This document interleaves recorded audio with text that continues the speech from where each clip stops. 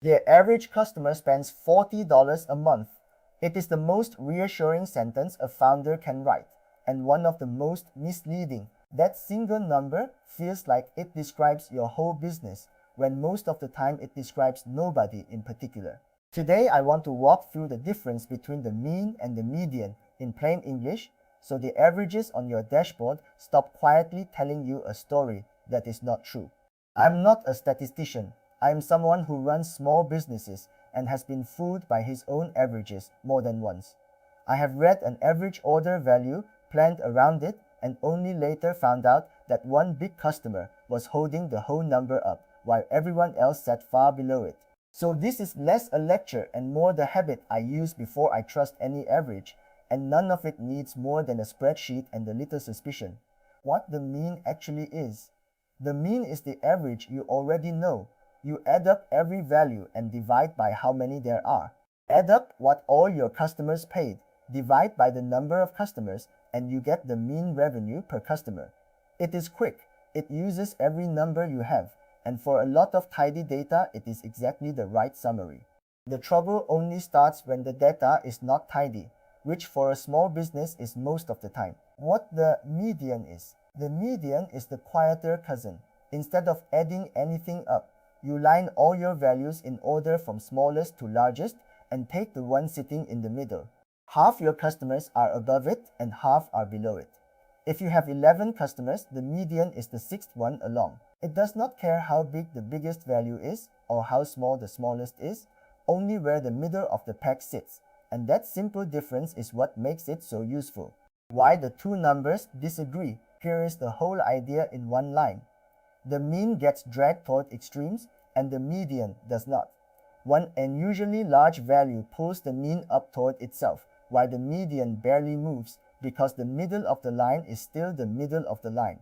When your data is lopsided, with a few big values off to one side, the mean and the median drift apart, and the size of that gap is itself a warning that an average is hiding something. A founder-sized example. Let me make it concrete.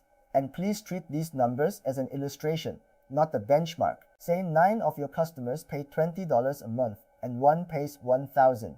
Add it all up and divide by 10. And the mean is $118. It sounds like a healthy business full of $100 customers. But the median, the middle of the line, is $20 because 9 of your 10 customers pay exactly that.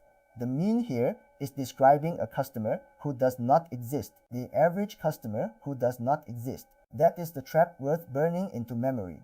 An average can land in a gap where nobody actually sits. If half your buyers pick a cheap plan and half pick an expensive one, the mean lands neatly in the middle on a price point that not a single customer chose.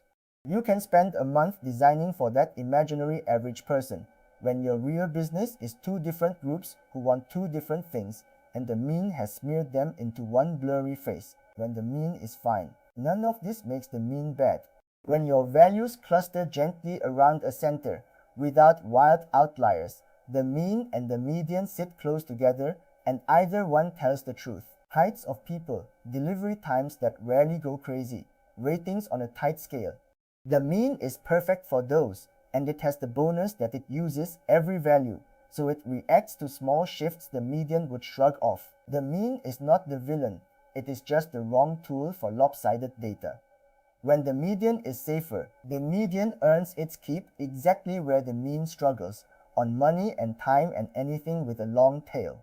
Revenue per customer, order values, how long people take to reply, days to first purchase. All of these have a floor at 0 and a few enormous values stretching far to the right, and that shape drags the mean upward every time. For numbers like these, the median is usually the more honest headline, and quoting it will save you from believing your own biggest outlier. For meet the mode, there is a third average worth a mention, the mode, which is simply the value that shows up most often. It is the odd one out because it works even when your data is not numbers at all. The most common plan customers choose, the most frequent reason people cancel, the busiest day of the week. You cannot take a mean of plan names, but you can absolutely ask which one appears most, and that most common value is often the most practical of the three. Averages hide the spread. Even the right average only tells you the center, never the spread. And the spread is often where the real story lives. Two products can share the exact same average rating, while one pleases everyone mildly and the other splits the room into lovers and haters. The single number looks identical. The reality could not be more different. So after any average, I ask the second question straight away. How spread out are these values? Because a center with no sense of the spread is half a picture at best. Percentiles tell you more. The cheap way to see that spread is percentiles, and you are already halfway there, because the median is just the 50th percentiles, the middle. Push a little further and look at, say, the 90th percentiles, the value that 90% of your data sits below.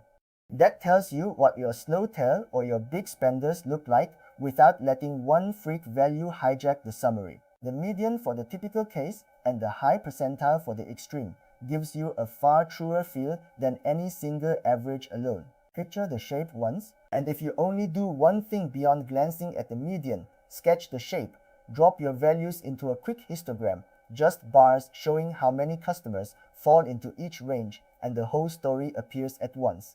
You will see instantly whether everyone clusters around one gentle hump, whether there are two separate humps hiding under a single average, or whether a long thin tail of big values is stretching off to one side.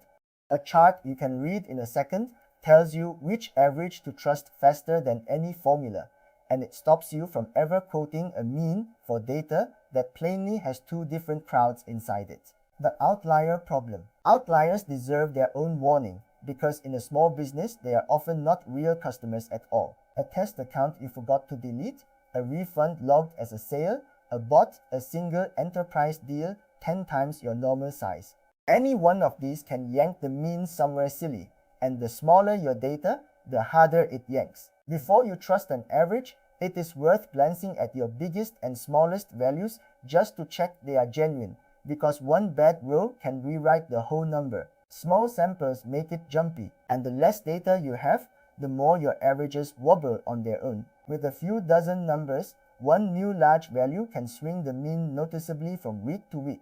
So a moving average looks like a trend when it is really just one big customer arriving and leaving. The median holds much steadier in small numbers, which is one more reason a solo founder reading tiny samples is usually safer quoting the middle than the mean. Do not average an average, one more trap that catches almost everyone. You cannot usually take an average of averages and get the right answer. If a group of 100 customers converts at 2% and a group of 10 converts at 20%, the honest overall rate is not the 11% you get by averaging the two percentages. It is the 4 conversions spread over all 110 people under 4%, because the big group deserves far more weight. Whenever you are tempted to average rates, go back to the raw counts, or you hand a tiny group the same vote as a huge one. How to actually do it? The practical version of all this is almost embarrassingly simple. In any spreadsheet, right next to the average function you already use, there is a median function that takes the exact same range. Put them side by side. If the two numbers are close, relax. Either one is fine. If they are far apart, trust the median as your headline and go look at why, because that gap is your data telling you an outlier or a lopsided shape is in the room. That one extra cell catches most of the ways an average lies. When totals are what matter, there is one honest exception where the plain mean is exactly right, and that is whenever a total is the thing you actually care about. For budgeting, the sum of what everyone paid is what lands in the bank, and the mean is just that total shared out, so it is perfectly fair to use. The mean and the total are two views of the same fact. It is only when you are trying to describe a typical customer, rather than add up all of them, that the median usually deserves the microphone. The honest limit. Here is the limit on all of it. No single number can describe a whole group, and pretending otherwise is the quiet original sin of every dashboard.